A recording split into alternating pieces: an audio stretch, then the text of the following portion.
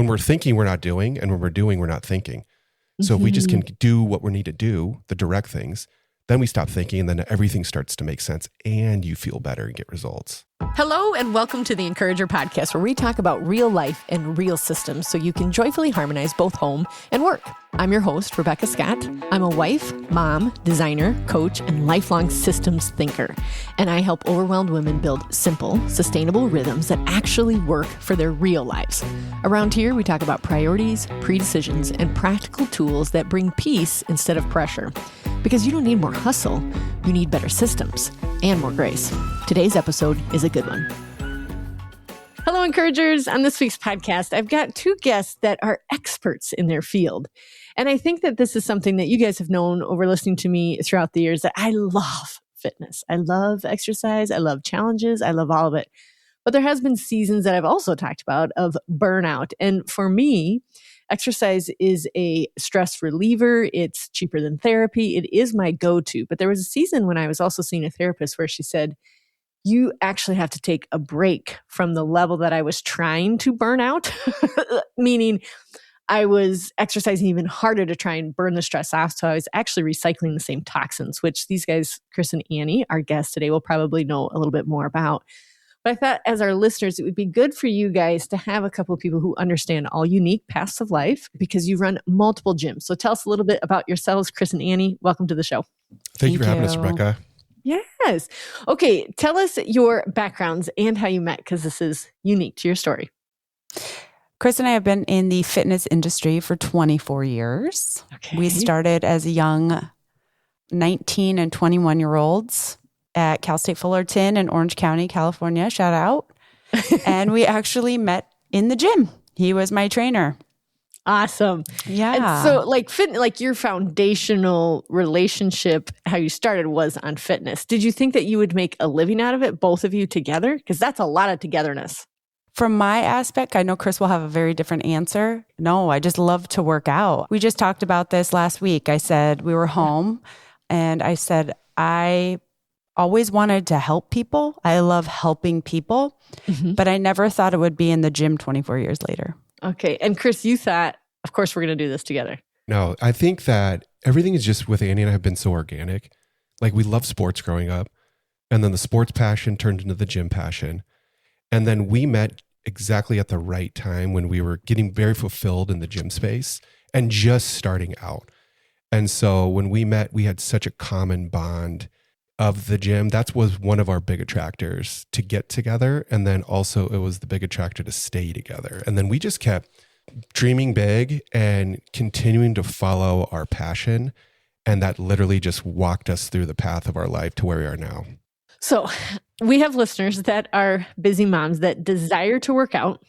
We have tons of discipline, usually big doers, and know the benefits because we can read all the benefits. We can watch all the benefits.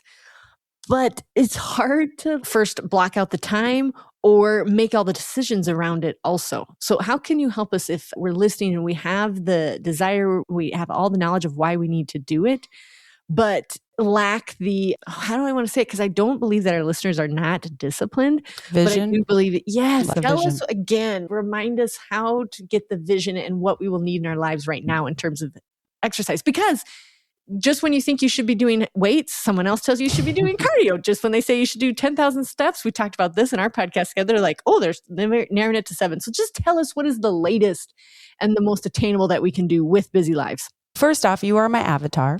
Okay. The working professional mom. I have twins that are 7. And so I work with many different women that are going through exactly what you just explained. Okay. So I love that you had this question because it's something I have to answer regularly. I think what we're missing is noise. You said it perfectly. It's changing. We overthink everything, especially when we're doers. Yes. Oh my gosh. So yes. The simpler you can make it, usually the more effective it becomes. So what I like to take is where they're at in their season. What is their time capacity that they can commit to? And what are their ultimate goals in this season? And all of us will have different goals. We were watching hockey, men's hockey. Everybody, or it was basketball, I'm sorry. Everybody's body type was different. We were watching the Lincoln High School boys basketball That's what it Okay. was. And everybody have different body types. And we were saying like how amazing it is that God has made all of us individuals. And I think where we can get muddled in our thought is from the noise. Instagram, friendships, mom groups. And so I think when we can simplify it, because as a doer, the more that we keep the promises to ourselves and put action, it doesn't really matter what the action is in the short term. It's the commitment to the action that makes it successful long term. True. So when I'm meeting with my female clients, especially, I think just that first of that hugging hold, like it's okay to be in this season. Now let's put a health and wellness plan to the season that will be most effective. And we both agree to it. It's not me telling you to do this. It's us agreeing upon what's best for you in this season. And I would say 10 out of 10 times it's successful. Yeah. And you think that's also because you're not forcing them into this age, going through this stage of life. You're making it unique to the client, because at the end of the day, you can only stay motivated for the 6 weeks of the program and then you're out unless you have made a sustainable exercise program and I assume nutrition as well. We just had a question of what would be the one thing you would tell people that would be the most beneficial to their health and wellness. Yes. And my number one right now is 10 minutes of walking after a meal. Really? Digestion, reduces inflammation, gets typically vitamin D. Today, we're lucky we will. You can have some meditative time alone. You don't need a ton to get a ton. Right. And a lot of times 10 minutes will turn into 30. Oh my gosh, that was the next question. Is like, what is the bare minimum? So it'd just be 10 minutes after walking. Tell me a little bit about, so what's been being pushed at me lately, the noise, because I do want to talk about it because it's coming at me. I'm like, okay, heavier weights. And I do enjoy this. And I've really enjoyed this since January. I'm not enjoying that my jeans are tighter. And I'm just going to assume, because I don't even have a scale in my house, it is because of muscle. Because I'm like, oh my gosh, like they fit just different areas. How important it is that we try and incorporate weights into our life, and why? There's a big fallacy with weights, but here's a way to look at it. If you do more weights, you're adding more intensity. And so there's a trade between the more intensity you do, the less volume you need to do. And the less intensity that you do, the more volume you could do. For her example of walking, walking is very low intense, so you can walk as much as you want. It's healthy for your body. It's a balancer. Weights, as long as they're appropriate for your lifestyle, for your age, for your health history and your goals, that's what Annie's saying too, is you don't have to train really intense 5 days a week. A couple, 2 to 3 days of good weight training goes really far for people. But especially for women, the big keywords is bone density, skeletal muscle mass. When we educate people about strength training, it's not how much or how hard you lift weights, is how can you stimulate a strength signal to your muscles to get them to start the process of growing, because it's going to be a stress is the exercise. Then you want your body to recover.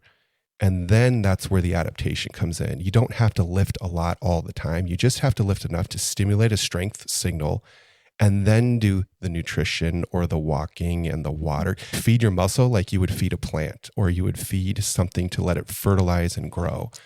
I have a client recently. She has a very high stress job. She's the breadwinner of the family. Lots of intensity. She has 2 littles. Okay. She has to drive and commute an hour and a half a day. Oh, jeez. Okay. Usually 3 times, 4 times, sometimes 5 times a week. And her body was just holding on to inflammation. So we did exactly what I just told your lovely listeners to do, which was let's get a game plan that works for your life right now in this season. So we created an upper day and a lower day. She has dumbbells in her home. They were 10 to 15 minutes. She could do them with her kids at night. Sometimes it was after she put the kids to bed. Sure. She made 7K a day a baseline. We focused on 120 to 150 grams of protein a day. Okay. And that was snacks to have in her car. That was easy grab and go meals. And this was probably, we met in December, did her in-body saw where her muscle mass was. Last week we did it again, and she has lost 25 pounds. Wow. She has lost 20 pounds of fat mass. Wow. Because when you're in a stress state, the last thing you want to do is add more chronic stress, just like Chris said. Yep. So that's where I really want to talk to women and say, less is more sometimes in your season. And now look what happens. She's motivated. She has a really good baseline. Yep. So now she's ready to take on 1 time a week personal training because she just wants that good workout and be able to lift a little heavier with a coach watching her. But had I put her in that scenario, she probably would have lost or felt like she was defeated and wouldn't have seen any of those results. Yeah. But because she listened to the plan and followed it consistently, I would say this she though. won. She won, but she won because you evaluated her one-on-one for what her current season was. And forgive me, listeners, I will go off on a little tangent here, but one-on-one coaching is the best because you're individually looking at the person and their season. You just named out their season. It was like, wait, yeah, I have a selection of 12 different programs that would work for you, but we're going to take all of them off because you just told me that you commute for an hour and a half, 5 times a week. Like that's not going to apply to you. So rather than adding more stress, hoping that you'll just outwork it or you'll get to the other side of it, you may never get to the other side of it and actually increase the inflammation and everything. So it's so good when you hear people like individualizing the plan, but then also your permission, which I think we talk about so much on the podcast, is just the permission to say, you know what? No, we're going to do less, but it's going to be impactful and it's sustainable. That was the thing. Like she could sustain it. Even if those weeks got even hairier, it was still sustainable. We make it really simple when we start with clients in the beginning, especially for women. It actually goes with both men and women. People think they have to do everything because they're really excited and they're really motivated. And they want to leverage that because when you're motivated, things feel easy because you're motivated. But we like to pump the brakes and break it down very simply is you don't have to do everything. You just have to do the right things. And it's only a couple of things. We want to do 5, 6, 7 things. And the more you're on social media, the more your friends start talking, the more they talk about peptides and GLP-1s. It's all very overwhelming. So the list just keeps adding. When we come in, you're like, nope, we're going to do this, and then maybe this. And that's all we're going to do. And then your body starts to build a foundation. It starts to receive all the inputs that you're giving it in a timely manner so that your body starts to make some changes. And then you get really proud of yourself because you're doing the things that somebody else told you to do versus thinking of all the things or getting all these inputs and not doing anything. When we're thinking, we're not doing, and when we're doing, we're not thinking. So if we just can do what we need to do, the direct things, then we stop thinking and then everything starts to make sense and you feel better and get results. Yeah. And I've been doing a lot of writing on a season that pruning can be just as effective as growing. And so really what you were doing is pruning away anything that wasn't going to be effective for her. There's a beautiful book called by Dr. Henry Cloud, Necessary Endings. Oh, it so is good. So good. You guys, I have the affiliate link to that. It's such a good book. That's one of the secrets to life is this information. That book has been light bulbs for us over the years. Yeah. I paused the podcast for 15 months after listening to that. My brother just passed and I was like, I need a minute. Yeah. And we're still here, guys. Yeah. It might have been a necessary ending at that time, but then I felt really called to start it back up. So it's a good book. I'll link to it in the show notes, you guys here. Okay. How about for the woman who keeps starting and stopping fitness routines, whether she's had the one-on-one coaching or she's in the group coaching? What is a gentle mindset shift that needs to happen so that she can build the consistency? What are your go-tos if you find the woman is like the roller coaster where she's motivated in January and then not so much in the summer and then she kicks back up in September and then blah, blah, blah. Like what are your go-tos to tell them about how to be consistent with a plan? So we talk about non-negotiables. Okay. So 3 things: rain, sleet, sun, snow, you will do. And typically with my clients, this is an agreement. This isn't me bossing you around. Okay, sure. Is water, sleep, and some form of light movement. Okay. That's it. And when you get that baseline and you're consistent with it, then typically they're motivated to do a little more. And I always break it down to money. You don't usually get $1 million in a year. No. You become a millionaire from the savings and the small amounts that you save over compound interest, right? Over years. Okay. And that's really what we want to build is a foundation. Working out or health and fitness is a journey. It's as you're strength training now. You were probably doing a lot of HIIT maybe 2 years ago. It's a journey, not a destination. Honestly, I would love to say like scientifically this and this, but it's the promises that you keep to yourself that make you the most success in life. Oh, yes. Yeah. Boiling it back down to what you tell yourself, which is the mindset right there. Interesting. Okay. When life gets super chaotic, and I know that you guys travel quite a bit, and this is funny, but they told me, I think when I was guest on your podcast, that you look up the gym of where you're traveling to. And I was like, oh, I am not that level, but you guys love that.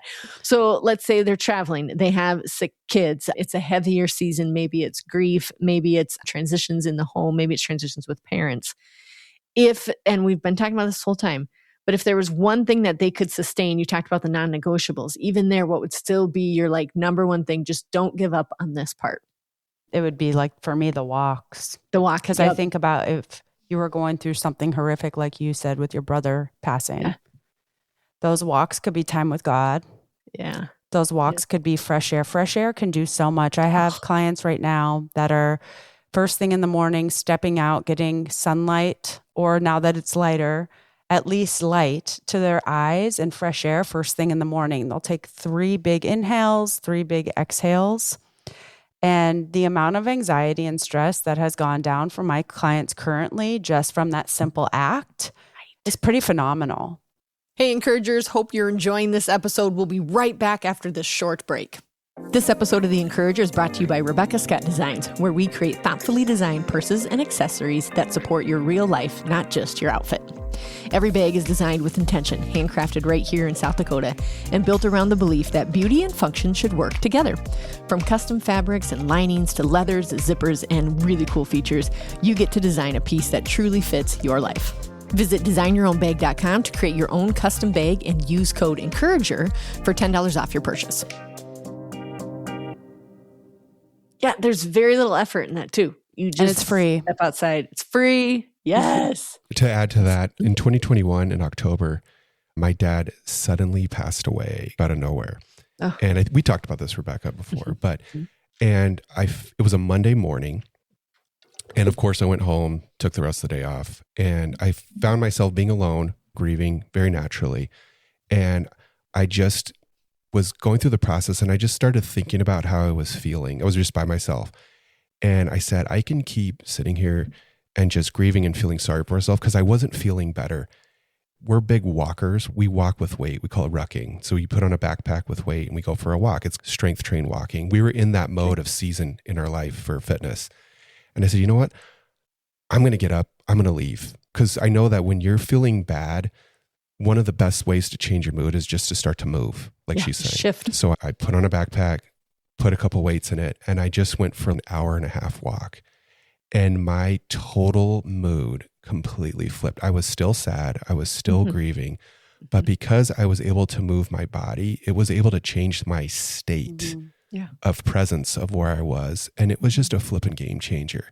And I started thinking about, what does the typical person do when something traumatic happens? They want to cope however they want to cope, which we all know what those are. And there's a way to cope that can serve you and make you feel better. And there's a way to cope that doesn't serve you or makes you feel better in the moment, but ongoing, it doesn't serve your body. So we just have to look at what are the trades of the decisions that we make. And emotions are very powerful for the negative, but also for the positive too, is what are the coping mechanisms you can do that can help your body, not only in the moment, but down the road kind of thing. But the requirements of success remain the same, no matter what season or state of life that you're in. You just want to personalize these success principles according to the life that you're at. Eat protein, walk, move your body. We just want to be a better human being. You know what I mean? Exercise is really just compressing the time of all the movement you should do in a single day. But people need efficiency. They need time management. They need this. So they do 60-minute workouts. And technically that does is supplement the entire day of movement that you should already be doing anyway. Not that it's a bad thing, but that's really what it is. Interesting. But if you can find ways to graze movement throughout the day, like somebody would graze with food, that's a better winning formula than trying to compress everything in just one little shot. If that's all you got, if that's your strategy, if that's your lifestyle, heck yeah. But if you can find ways to build more movement in your life, in your whole day, then you can really win. And then you don't have to rely so much on motivation and discipline and all these things. If you could just make it a part of your lifestyle, that's where people really start to win.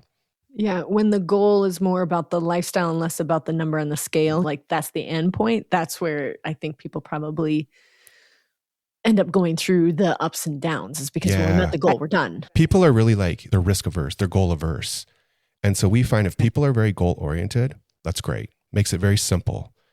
But if people are yo-yoing or they can't commit to their goals, we shift to more of habit-based. What is the habits that you can start incorporating?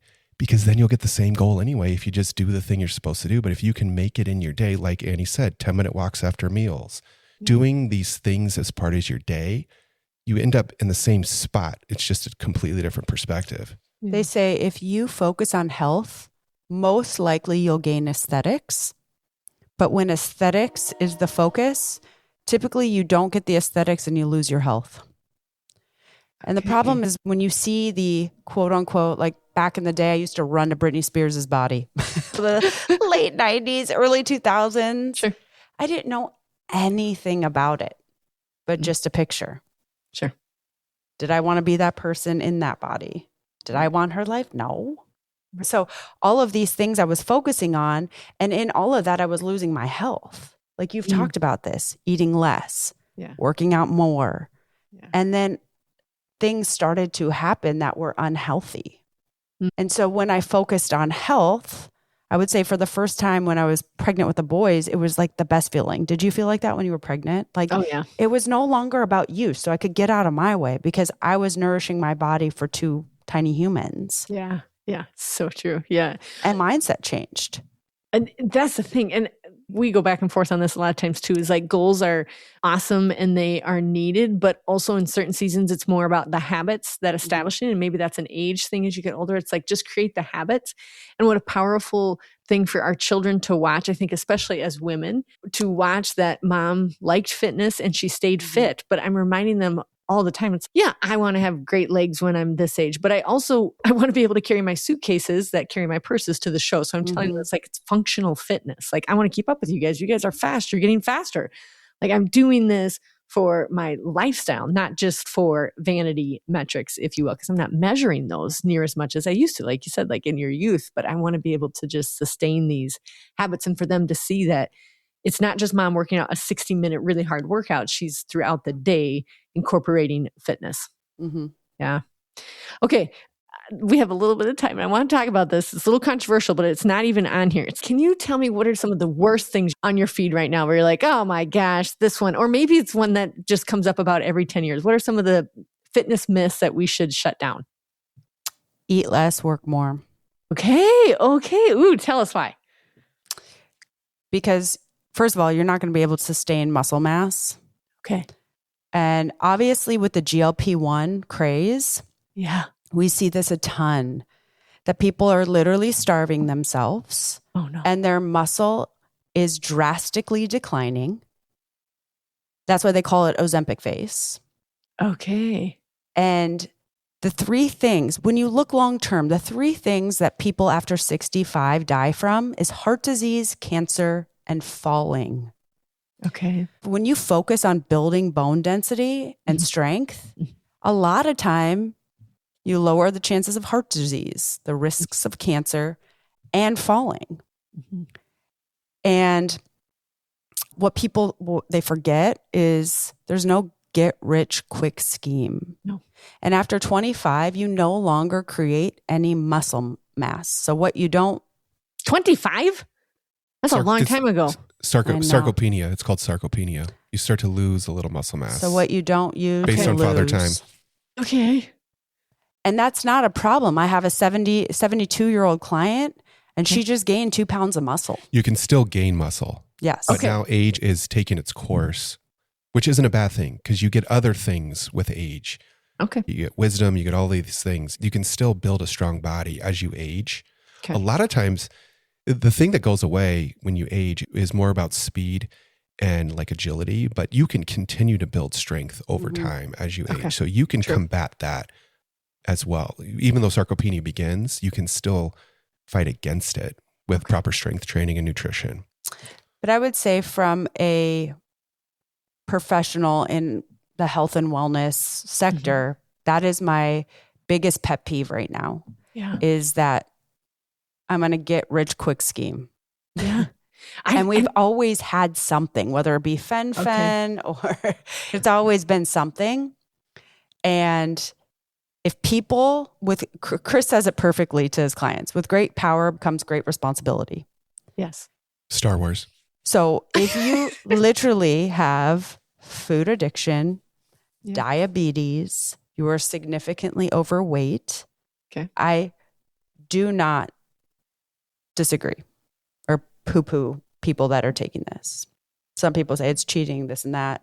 It's a supplement. I have no. It's pure and clear. It's literally a supplement. It's to help aid in the therapeutic protocol. But when they treat it as the thing, which people do, because it can manipulate and accelerate weight loss or results at a very fast rate, that's when people get in trouble. And it's just like with kids. Too much, too soon, too fast is a recipe for disaster. Yes. And with powerful supplements, think about it as a really sharp weapon or tool. Okay. We don't have our kids play with knives. People shouldn't really have a gun if they don't know how to use it. It's literally a loaded weapon. Right. It's these peptides and these supplements, because of how much power it has, it comes with great responsibility.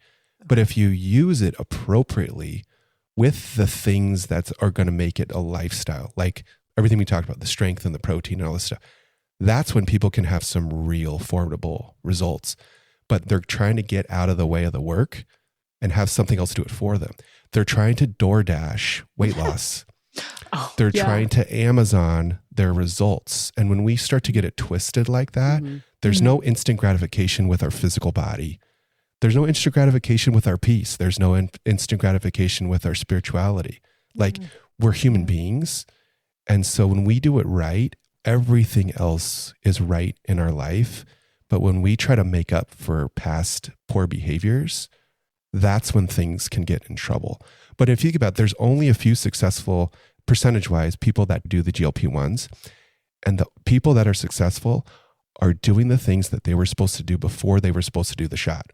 And everybody that's not successful, do the shot and that's it. Here's some statistics for you. Extreme weight loss should be 2/3 body fat, 1/3 muscle. That's very normal. Okay. When you lose a lot of weight, 50 plus pounds. When people that do these supplements, these GLP-1s, it's the opposite. They lose 2/3 muscle, 1/3 body fat. So they actually become skinny fat. They actually become more fat as they lose all this weight. Wow. So once they stop doing it and they don't eat protein and they don't strength train and they don't change their habits, they actually gain all of the weight back plus. Because 6 out of 7 people that lose 50 plus pounds gain all the weight back plus. That's how it's always been. Now there's just more people doing it because the peptide is so convenient and available now that more people are dieting, but it ends up being the same historical result. It's just wild. Okay, I have a dumb question. Do people just stay on it nonstop then to prevent that? Or can you? Maybe you're not supposed to. You can. The problem is they hit a limit. There's only so much you could take. Okay. So once you hit that level, or I've had clients that try to up their dosage and they're so sick that they have to lower it. The body revolts. Yeah, okay. I always like to compare it like this, Rebecca. Like, somebody takes away your business, that would stink. Yeah. But you would probably do it quicker, faster, and it might be more profitable. Oh, yes, I would. Because you've done it all. You have the wisdom. Built it. Right. Yeah. And I think with Sisu compared to CPM, our former business, like we did it faster, better, and it's more profitable because it's our 6th iteration. Yeah. It's the same thing with any sort of plan, peptide, GLP-1. Your goal ultimately should be to not have to use it. And my clients that have microdosed, or they started at a dose, got to their weight, microdosed, and then slowly came off, they strength trained proteins priority, they moved, they don't need it. Okay. So this was fascinating. First of all, we will end with, tell us one encouraging thing you can tell our Encourager listeners. But first, tell us where to follow you and where we could book an appointment with you. We have a 5,300 square foot boutique wellness facility in downtown Sioux Falls. So anybody in the Sioux Falls area, come visit us. The website is sisu-fit.com. We would love to show you around our beautiful new facility. It's been open for about 18 months, and we're very proud of it. And it's got a great community, and it's in a great area. So anyone local, come see us. We have a podcast as well. It's called Marriage Fit. You can find us on Spotify and iTunes and all the Apple, all the things. And I like to hang out on Instagram. I'm mr.mr.cpm on Instagram. But yeah, we like to hang out on socials that way. But come see us in Sioux Falls if you're in the Sioux Falls area. Awesome. Thank you so much. How would you encourage our Encouragers? This is so silly, but I like to say it a lot. I think it's so encouraging. Okay. We're an avocado away from our goals. You guys, we're so much closer than we think. Yeah. And use your support team. Use your friends. Mm-hmm. This is silly. We went to dinner with friends and then brought another couple that is our friends. And we had a little party with 6 of us. Sure. And I was on a high the next day and didn't realize how much I needed that community. Yeah. Like Chris said, like with Sisu, it's find that community and then don't overcomplicate it. Yeah. And the encouraging thing, keep that in your mind. If like you're an avocado away from your goals. I love it. That's what we talk about frequently is 1%ing it and only going to 80%, not perfecting it, because that can be intimidating as well. Yeah. Chris, how about you? You know, she stole mine because I was going to say you're closer than you think, but that's true. But I heard this homily because I go to the boys' Wednesday Mass every week. Yes. And we go to St. Mary's, and Father Paul said, to be holy only takes really 3 things. Is try your best, make mistakes, and ask for mercy. And that's the cycle of life. But I think that human beings, we overestimate what we can do in the short term. And we in turn underestimate what we can do in the long term. And I think that's the theme of the show is if you flip it, the opposite will be true. Underestimate what you can do in the short term, the 10-minute walks, not the 5 strength training sessions a week. Right. Because if you do it right, you will be able to overestimate what you can do in the long term. And that's where real transformation kicks in. Yeah, which is ultimately being able to serve our people and our God. Bingo. Like that's the whole end goal. Oh, thanks you guys so much. It was such a privilege to have you guys on the show today. Thank you so much. Again, we'll have all the show notes and the links so that you can get a hold of Chris and Annie. Follow them on social media. They got great little tips and tricks to keep you motivated and to be able to sustain it. Until next time, Encouragers, we got this because he's got us. If this podcast has encouraged you or helped you in any way, I'd be so grateful if you'd subscribe and leave a 5-star review. It truly helps more women find these conversations. And if you're listening thinking, I don't need more motivation, I need someone to help me figure out my actual life, that's exactly what I do. Through Encourager Academy and one-on-one coaching, I help women build personalized systems for their home, work, and life rhythms. No cookie-cutter routines, but structures that fit your unique personality, your season, and your capacity. You can explore the Academy or book a free discovery call at theencouragerpodcast.com. Let's take your next small step forward together.